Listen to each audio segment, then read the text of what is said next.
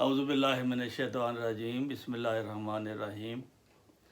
नाज़रीन, आपकी दिलचस्पी के लिए आज अल-शफ़ा के बारे में, चूँकि इस चैनल का नाम है, कुछ ऐसी बातें आज करनी हैं शफ़ा के मतलब जो दिलचस्प होंगी और ये बातें दिलचस्पी से खाली नहीं होंगी।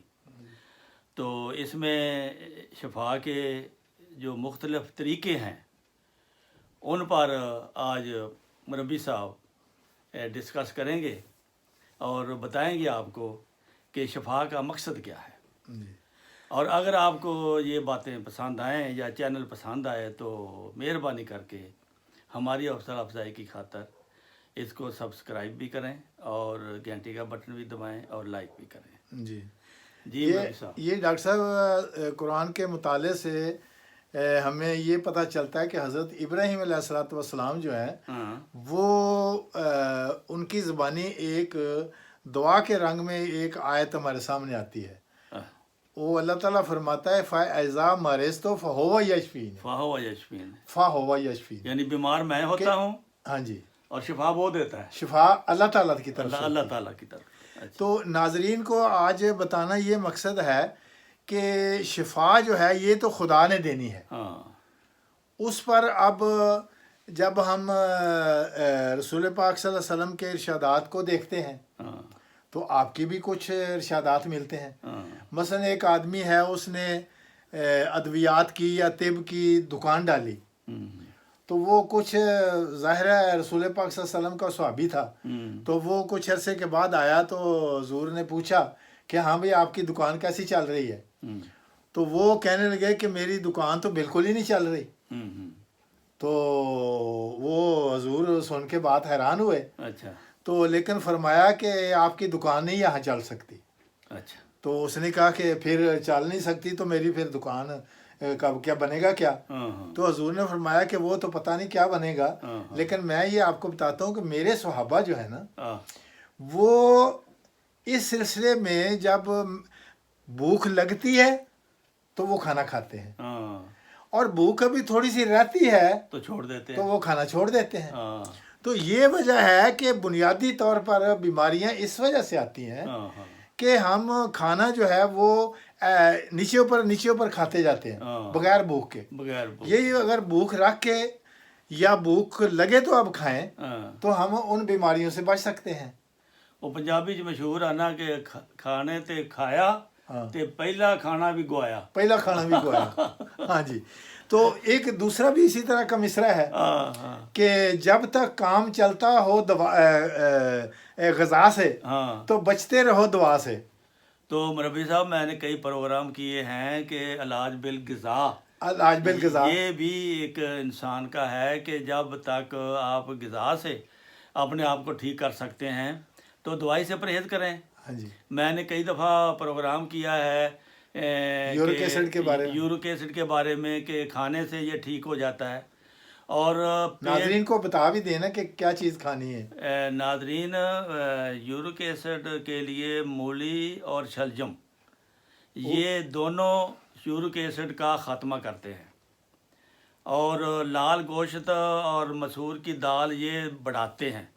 इसलिए आप अगर अपनी ग़िज़ा में सब्ज़ियां रखें, शलजम और मूली को ज़्यादा इस्तेमाल करें तो आपके जो यूरिक एसिड की बीमारी है ना, उससे आप बिल्कुल इंशाल्लाह बचे रहेंगे। तो इसी तरह वो एक दूसरा गुड़ के सिलसिले में भी है। गुड़ में भी बड़ी शिफा है कि गुड़ का जो इस्तेमाल है कि सुबह आप तोला 2 तोले गुड़ और एक गिलास गर्म कोसा पानी फिर अगर आप पी लें तो इसके इस्तेमाल से भी आपकी कब्ज़ भी ख़त्म हो जाएगी और आपके अंदर जो जहरीले मवाद हैं वो भी ख़त्म हो जाएंगे। दरअसल आप अगर पेट की हिफाजत कर लें खाने पीने की, तो सिर्फ एक मैदे की ख़राबी से 100 बीमारी जन्म लेती है। हकीमों ने इसका अंदाज़ा लगाया हुआ है। गुर्दे की बीमारी, जिगर की बीमारी, ब्लड प्रेशर, शुगर की बीमारी, ये सब खाने की ज़्यादती की वजह से होती है।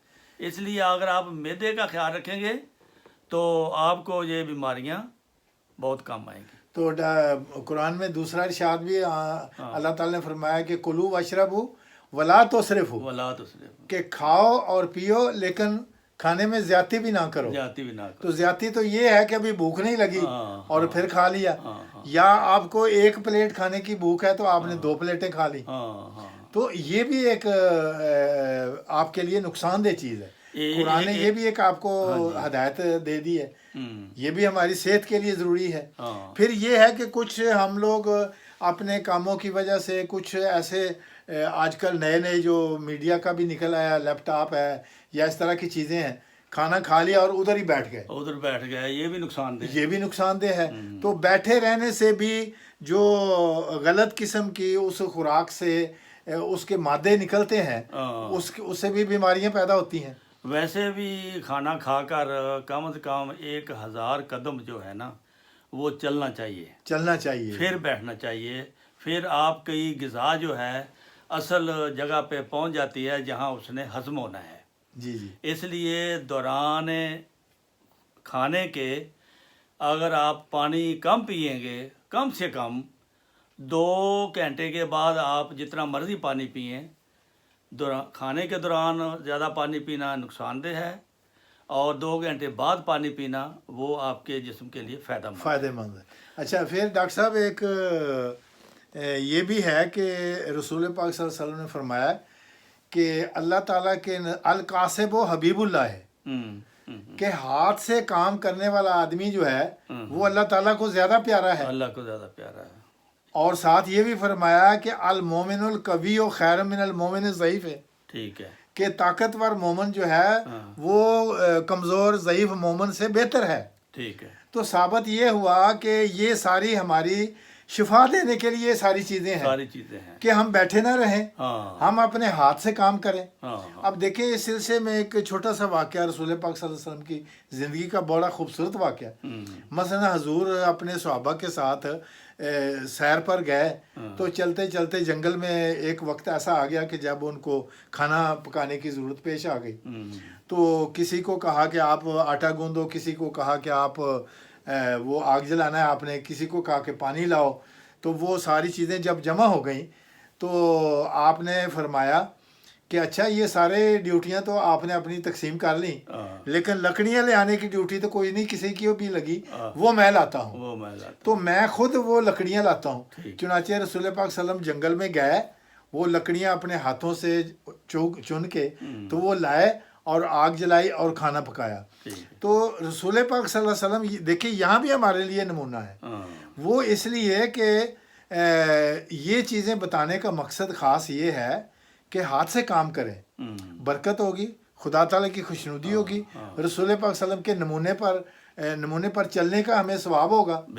اور ہر آدمی یہ سوچے گا کہ اچھا یار اتنا بڑا رسول خاتم النبیین صلی اللہ علیہ وسلم اور سب نبیوں کا سردار ہے، اور وہ کام کرتا ہے، اور ڈیوٹی کیا لی ہے؟ لکڑیاں کٹھی کرنے کے لیے۔ تو اتنی بڑی شخصیت ہے جس کو اللہ تعالیٰ نے فرمایا کہ اگر میں محمد کو صلی اللہ علیہ وسلم کو پیدا کرتا تو دنیا کو پیدا کرتا، انہوں نے لکڑیاں کٹھی کرنے کی ڈیوٹی خود لے لی۔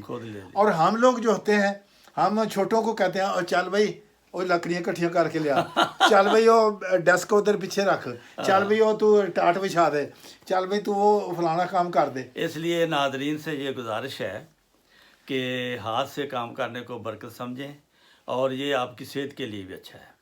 باقی اس چینل میں صرف جسمانی علاج ہی نہیں ہے، ہم روحانی علاج بھی بگاہے بگاہے آپ کی خدمت میں پیش کرتے رہتے ہیں اور کرتے رہیں گے، جو قرآن کریم اور احادیث اور صحابہ کرام کے حوالہ جات واقعات یہ آپ کو گاہے بگاہے بتانا بھی یہ ایک روح کی شفا کے لیے ہم سمجھتے ہیں، اس لیے اس چینل میں یہ پروگرام بھی ہم نے شامل کیا ہوا ہے۔ تو اب آپ ان کو سنیں، اگر کوئی ہم میں سے ایسی بات آپ دیکھیں کہ آپ کے یہ ٹارگٹس کے برخلاف جا رہی ہے تو ضرور ہمیں مطلع کریں، ہم انشاءاللہ غور سے آپ کی بات کو سنیں گے اور آپ کی صحت کے لیے دعا بھی کریں گے، لیکن آپ میڈیکل سٹور سے بھی دعائی لے لیں۔ جزاک اللہ۔ السلام علیکم ورحمۃ اللہ وبرکاتہ۔